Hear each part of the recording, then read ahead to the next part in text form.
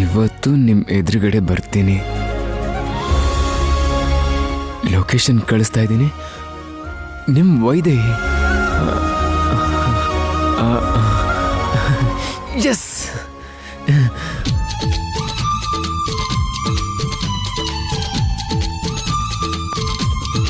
ದೇವಾಂಶ್ ಅವರೇ, ಜ್ಯೂಸ್ ತಗೊಳ್ಳಿ. ನಂಗೆ ಜ್ಯೂಸ್ ಬೇಡ, ನಂಗೆ ಅರ್ಜೆಂಟ್ ಕೆಲಸ ಇದೆ. ಅಲ್ಲ, ಅಷ್ಟು ಅರ್ಜೆಂಟ್ ಏನು? ಜ್ಯೂಸ್ ತಗೊಳ್ಳಿ. ವೈದೇಹಿ ಮೆಸೇಜ್ ಮಾಡಿದಾಳೆ ನೋಡಿಲಿ. ವೈದೇಹಿ ಇವತ್ತು ವೈದೇಹಿ ಸಿಗ್ತೀನಿ ಅಂತ ಹೇಳಿದಾಳೆ. ಅವಳನ್ನ ಭೇಟಿಯಾಗೋಕೆ ಹೋಗ್ಬೇಕು. ನೀನು ಜ್ಯೂಸ್ ಕುಡಿ, ನಾನು ಆಮೇಲೆ ಸಿಗ್ತೀನಿ, ಸರಿನಾ? ಬಾಯ್ ಬಾಯ್ ಬಾಯ್ ಬಾಯ್. ವೈದೇಹಿ ಹತ್ರನಾ? ಇಲ್ಲಿ ನೋಡಿ ದೇವಾಂಶ್ ಅವರೇ, ದೇವಾಂಶ್ ಅವರೇ, ನಾನು ಇಲ್ಲೇ ಇದ್ದೀನಿ. ನನ್ನ ಹೆಸರಲ್ಲಿ ಯಾರು ಮೆಸೇಜ್ ಮಾಡ್ತಿದ್ದಾರೆ? ಏನೋ ವ್ಯತ್ಯಾಸ ಆಗ್ತಿದ್ಯಲ್ಲ. ಯಾಕೆ ಕಳ್ಸಿರ್ತಾರೆ ಈ ಮೆಸೇಜ್ನ? ನಾನೇ ವೈದೇಹಿ ಅಂತ ಯಾರಿಗಾದ್ರೂ ಗೊತ್ತಾಗೋಯ್ತಾ?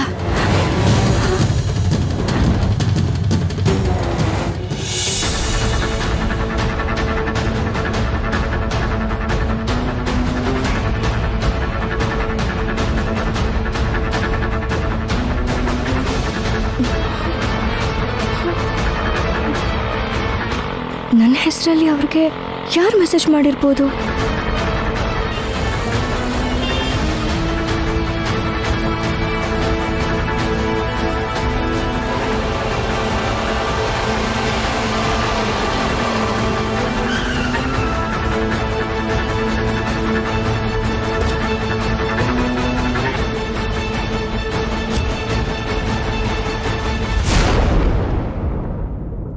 ಆ ಕಡೆ ತೋರಿಸ್ತಾ ಇದೆ.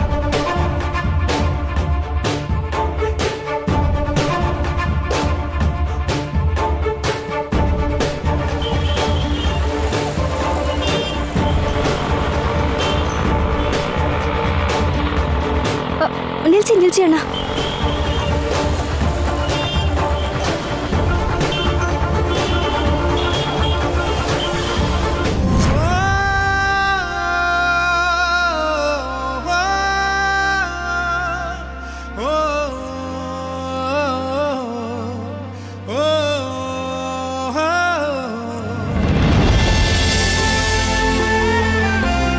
ಎಲ್ಲಿದೆ ವೈದೇಹಿ?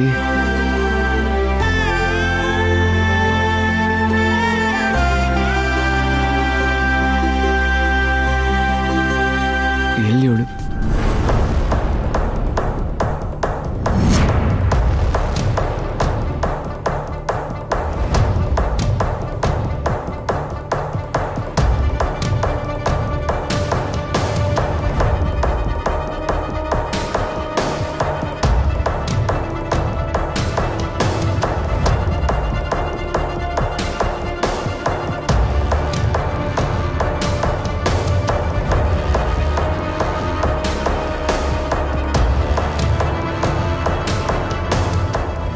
ವೈದೇಹಿ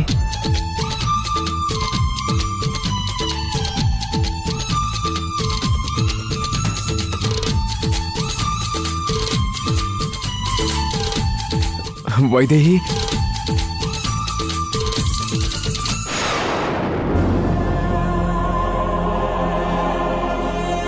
ಯಾರು ಈ ಹುಡುಗಿ? I am really sorry madam.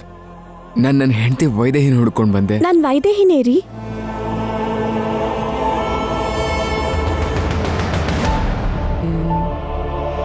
ನೀವು ವೈದೇಹಿನ? Oh okay. ನಿಮ್ಮ ಹೆಸರು ವೈದೇಹಿನೇನಾ? ನಾನು ನನ್ನ ಹೆಂಡತಿ ವೈದೇಹಿಗೋಸ್ಕರ ಹುಡ್ತಾ ಇದ್ದೆ. ಅವಳು ಇಲ್ಲಿ ಇರ್ತೀನಿ ಅಂತ ಮೆಸೇಜ್ ಹಾಕಿದ್ಲು. ಇಲ್ಲೆಲ್ಲೋ ಇರ್ತಾಳೆ ಅವಳು. ಸಾರಿ ಬಾಯ್. ಆ ಮೆಸೇಜ್ ಕಳ್ಸಿದ್ ನಾನೇ.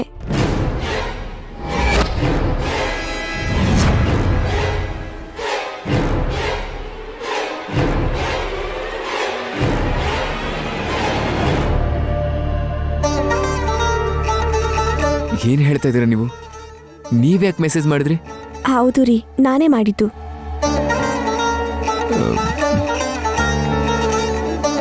ಮೊನ್ನೆ ದೇವಸ್ಥಾನದಿಂದ ಮೆಸೇಜ್ ಮಾಡಿದ್ದು ಅದು ಕೂಡ ನಾನೇ.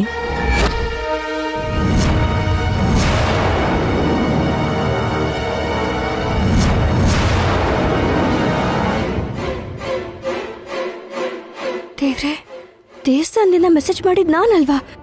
ಅವಳು ಮಾಡಿದ್ದು ಅಂತಿದ್ದಾಳಲ್ಲ. ಇದೇನೋ ದೊಡ್ಡ ಪ್ಲಾನಿಂಗ್ ಇದ್ದಾಗಿದೆಯಲ್ಲ. ಯಾಕೆ ನನ್ನ ವೈದೇಹಿ ಹೆಸರಲ್ಲಿ ಮೆಸೇಜ್ ಮಾಡಿದ್ರಿ ನೀವು? ಯಾಕಂದ್ರೆ ನಾನ್ ನಿಮ್ ವೈದೇಹಿ ಆಗೋಣ ಅಂತ.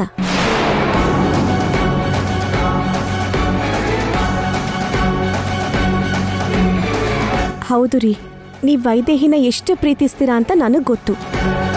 ಯಾವ ಹೆಣ್ಣಿಗಾದ್ರೂ ಗಂಡನಿಂದ ಅಂಥ ಪ್ರೀತಿ ಸಿಗೋದು ಅದೃಷ್ಟ. ಹೇಗೂ ನಿಮ್ ವೈದೇಹಿ ನಿಮ್ಮಿಂದ ದೂರ ಆಗಿದ್ದಾಳಲ್ಲ, ಆ ಸ್ಥಾನಕ್ಕೆ ನಾನ್ ಬಂದು ನಿಮ್ ಪ್ರೀತಿನ ಅನುಭವಿಸೋ ಅದೃಷ್ಟನ ನಾನ್ ಪಡೆಯೋಣ ಅಂತ. Stop it.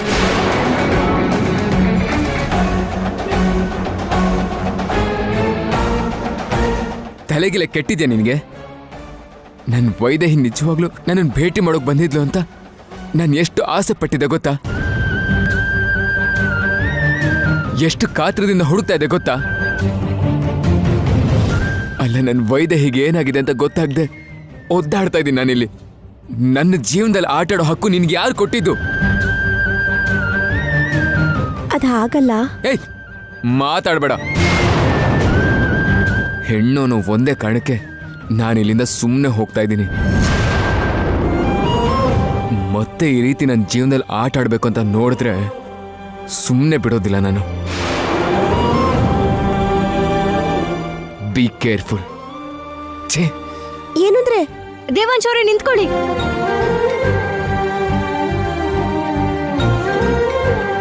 ನೀನೇನಿಲ್ಲಿ? ನಾನು ಹೇಳೋದು ಕೇಳಿಸ್ಕೊಳ್ಳಿ.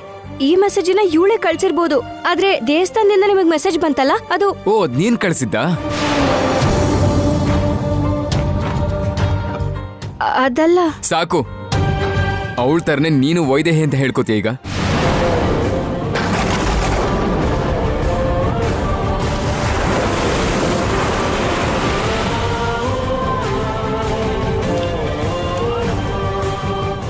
ನೋಡು, ಈಗಾಗಲೇ ವೈದೇಹಿಗೋಸ್ಕರ ಅಲ್ದು ಸಾಕಾಗಿದೆ ನನಗೆ. ನನ್ನ ಮನ್ಸ್ ಜೊತೆ ಆಟ ಆಡಿ ಇನ್ನೂ ನೋವು ಕೊಡಬೇಡಿ.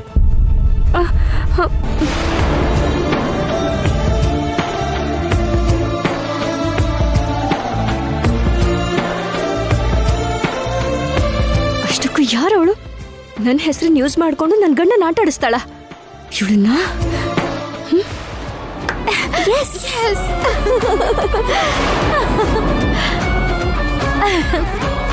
ನೀನ್ ಎಷ್ಟು ಚೆನ್ನಾಗಿ ಆಕ್ಟ್ ಮಾಡಿದೆ ಗೊತ್ತಾ?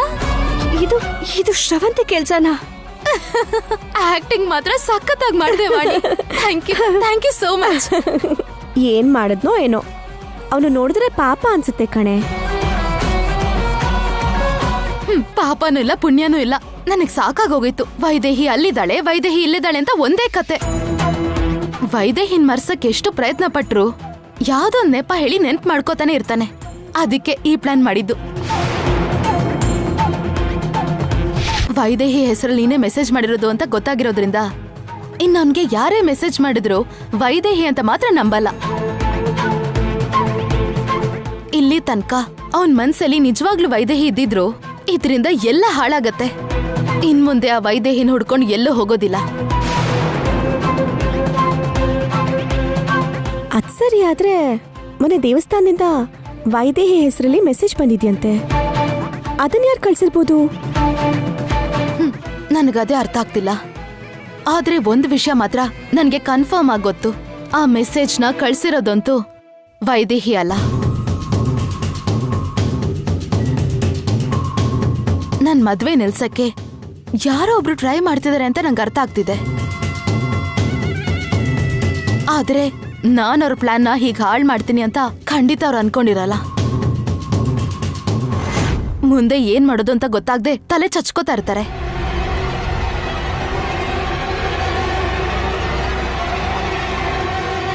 ನಮ್ಮಮ್ಮ ಅಪ್ಪ ಯಾರು ಅಂತ ಗೊತ್ತಿಲ್ಲದೆ ನನ್ನ ಪ್ರಾಣಕ್ಕೆ ಅಪಾಯ ಇದೆ ಅಂತ ಹೀಗೆ ಸುಮ್ಮನಾಗಿದ್ದೀನಿ. ಈ ಮದುವೆ ಅಷ್ಟೊತ್ತಿಗೆ ಎಲ್ಲಾನು ತಿಳ್ಕೊಂಡು ನಿನಗೆ ಸರಿಯಾಗಿ ಬುದ್ಧಿ ಕಲಿಸ್ತೀನಿರು.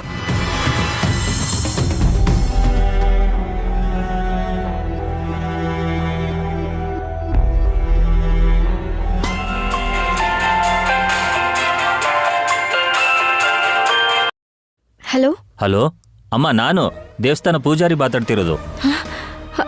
ಹೇಳಿ ಪುರೋಹಿತ್ರೆ, ಅವ್ರೇನಾದ್ರೂ ಸಿಕ್ಕಿದ್ರಾ? ವಿವರಗಳೇನಾದ್ರೂ ಸಿಕ್ತಾ? ಈಗಷ್ಟೇ ಇಲ್ಲಿಗೆ ಬಂದಿದ್ರಮ್ಮ. ಹೌದಾ ಹೌದಾ ಅವ್ರನ್ನ ನೋಡ್ಬೇಕು ಪುರೋಹಿತ್ರೆ. ಒಂದು 10 ನಿಮಿಷದಲ್ಲಿ ದೇವಸ್ಥಾನದಲ್ಲಿ ಇರ್ತೀನಿ. ಹೇಗಾದ್ರೂ ಅವ್ರನ್ನ ಅಲ್ಲೇ ಇರೋ ಹಾಗೆ ನೋಡ್ಕೊಳ್ಳಿ. ಆದ್ರೆ ಅವ್ರು ಹೊರಟೋದ್ರಮ್ಮ. ನೀನೇನ್ ಗಾಬರಿ ಪಡ್ಕೋಬೇಡ ಜಾನಕಿ, ಅವ್ರ ಮನೆ ಅಡ್ರೆಸ್ ನಾ ತಗೊಂಡಿದ್ದೀನಿ. ಸರಿ ಪುರೋಹಿತ್ರೆ, ನಾನು ಇವಾಗಲೇ ಬರ್ತೀನಿ. ಸರಿನಮ್ಮ.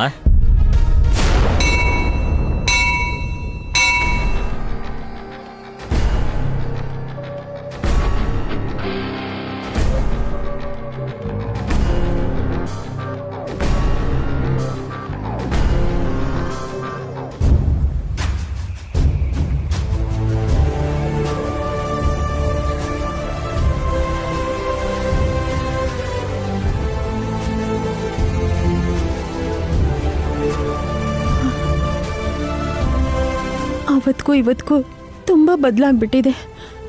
ಆದರೆ ಅವತ್ತು ನನ್ನ ಮಗುನ ಬಿಟ್ಟು ಹೋಗಿದ್ದು ಈ ದೇವಸ್ಥಾನದಲ್ಲೇ.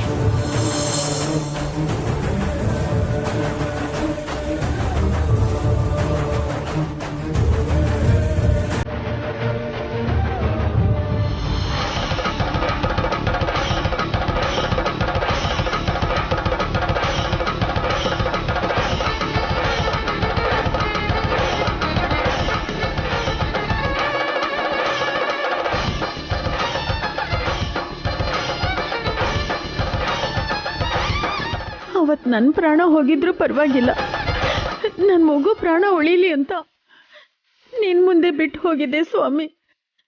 ನನ್ನ ಮಗು ಜೀವಂತವಾಗೇ ಇದೆ ಅಲ್ವಾ?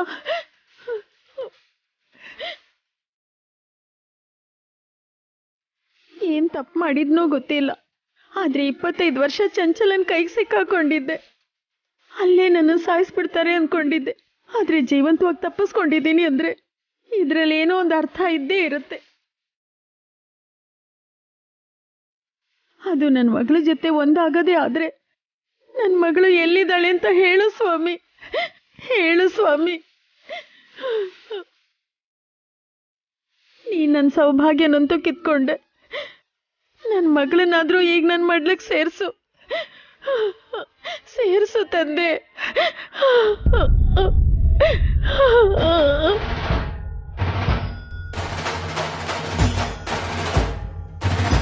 ಇಲ್ಲಿ ನೋಡು, ಇದೇ ಅಡ್ರೆಸ್ಸಲ್ಲಿ ಇರ್ತಾರಮ್ಮ. ಫೋನ್ ನಂಬರ್ ಕೂಡ ಇದೆ. ಖಂಡಿತ ಇವರೇ ಅಲ್ವಾ ಪುರೋಹಿತ್ರೆ? ಇವರೇನಮ್ಮ.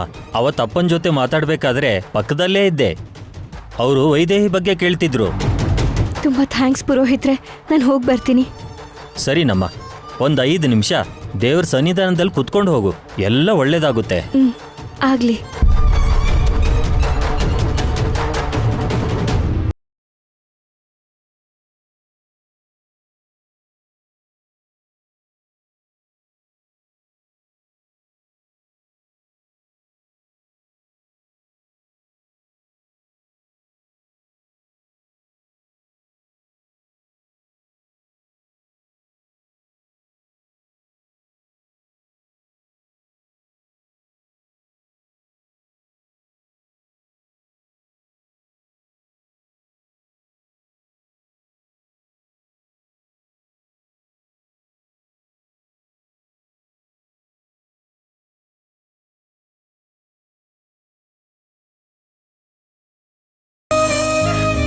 ಇವ್ರಿಗೆ ನಮ್ಮ ಅಪ್ಪ ಅಮ್ಮನ ಬಗ್ಗೆ ಗೊತ್ತೇ ಇರುತ್ತೆ. ಇವಾಗ ಇವ್ರನ್ನ ಹೇಗೆ ಕೇಳೋದು? ನಾನೇ ವೈದೇಹಿ ಅಂತ ಹೇಳಿದ್ರೆ ನನ್ನ ಪ್ರಾಣಕ್ಕೆ ತೊಂದರೆ. ನನ್ನ ರೂಪ ಬದಲಾಗಿರೋದ್ರಿಂದ ನನ್ನನ್ನು ಗುರ್ತು ಹಿಡಿಯಲ್ಲ. ಮತ್ತೆ ವೈದೇಹಿ ನಾನೇ ಅಂತ ಹೇಳ್ದೆ ನಮ್ಮ ಅಪ್ಪ ಅಮ್ಮನ ಬಗ್ಗೆ, ಕುಟುಂಬದ ಬಗ್ಗೆ ನಾನು ಹೇಗೆ ತಿಳ್ಕೊಳ್ಳೋದು? ಅಮ್ಮ ಅಪ್ಪ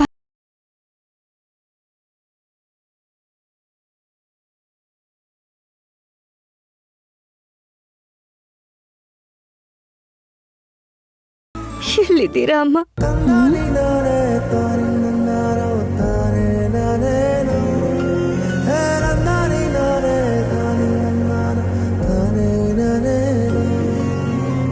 ಕರ್ದಿಯನಮ್ಮ?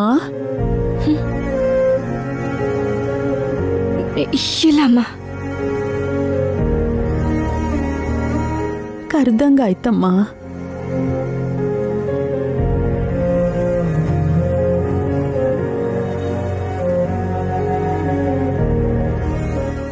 ಹೌದು, ನೀನ್ ಬಂದಾಗಿಂದ ನೋಡ್ತಾ ಇದ್ದೀನಿ. ಯಾವುದೋ ನೋವಲ್ಲಿದ್ಯಾ ಅನ್ಸತ್ತೆ. ಯಾರ ಬಗ್ಗೆನಾದ್ರೂ ಯೋಚಿಸ್ತಿದ್ಯಮ್ಮ?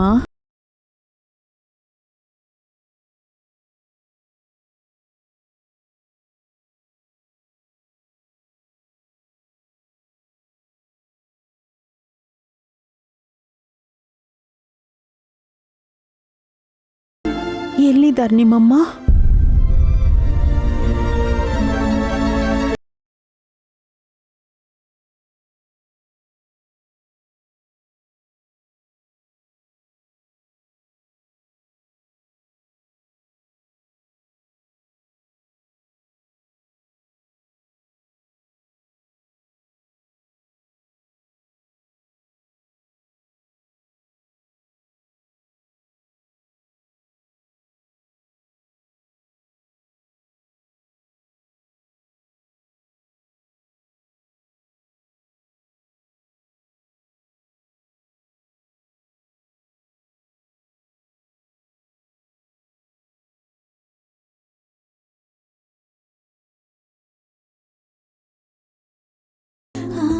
ದೇವ್ರು ಹಾಗೆ ಅಮ್ಮ, ಮಕ್ಕಳಿಂದ ತಾಯಿನ, ತಾಯಿಯಿಂದ ಮಕ್ಕಳನ್ನ ದೂರ ಮಾಡಿ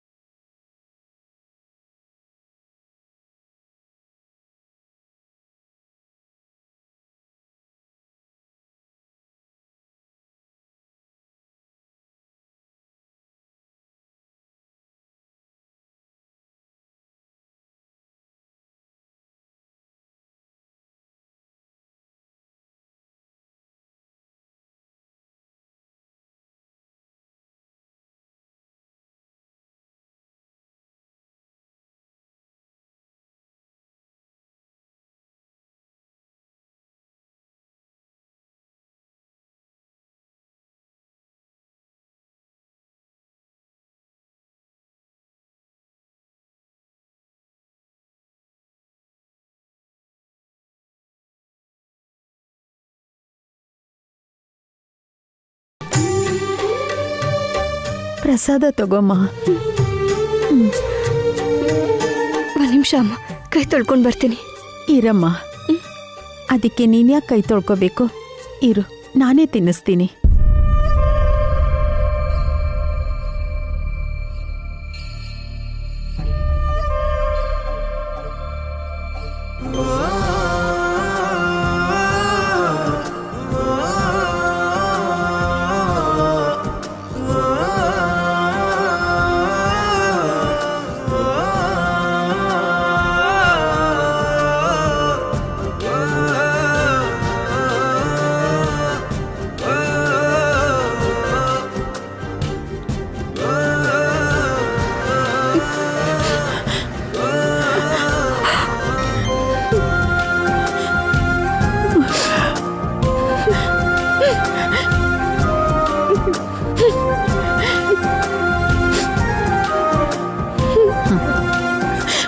ತುಂಬ ದಿನಗಳಿಂದ ಒಂಟಿಯಾಗೆ ಬದುಕ್ತಿದ್ದೆ. ನಾನು ಊಟದಲ್ಲಿ ಒಂದು ತುತ್ತು ನನ್ನ ಮಗಳಿಗೆ ಅಂತ ಎತ್ತಿಡ್ತಿದ್ದೆ. ಇವತ್ತು ನಿನಗೆ ತಿನ್ನಿಸ್ತಾ ಇದ್ದೀನಿ. ನಂಗೆ ತುಂಬ ಸಂತೋಷ ಆಯಿತು. ನನ್ನ ಮಗುಗೆ ತಿನ್ನಿಸ್ದಂಗೆ ಅನ್ನಿಸ್ತು.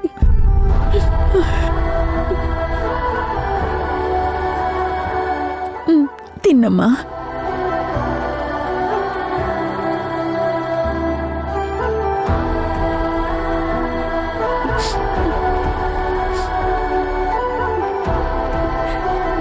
ನನಗೆ ನಮ್ಮಮ್ಮ ತಿನ್ನಿಸ್ತಿರೋ ಹಾಗೆ ಇದೆ.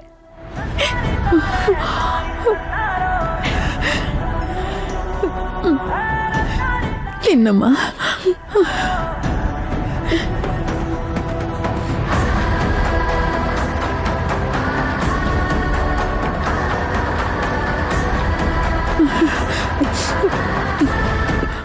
ನೀನು ಕೂಡ ತಿನ್ನಮ್ಮ. ತಿಂತೀನಮ್ಮ.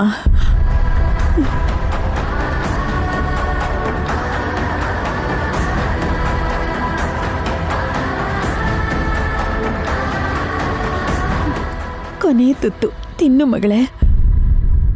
ಸಾಕಮ್ಮ. ಒಂದೇ ಒಂದು ತುತ್ತು ತಿನ್ನು, ನನಗೋಸ್ಕರ ತಿನ್ನು.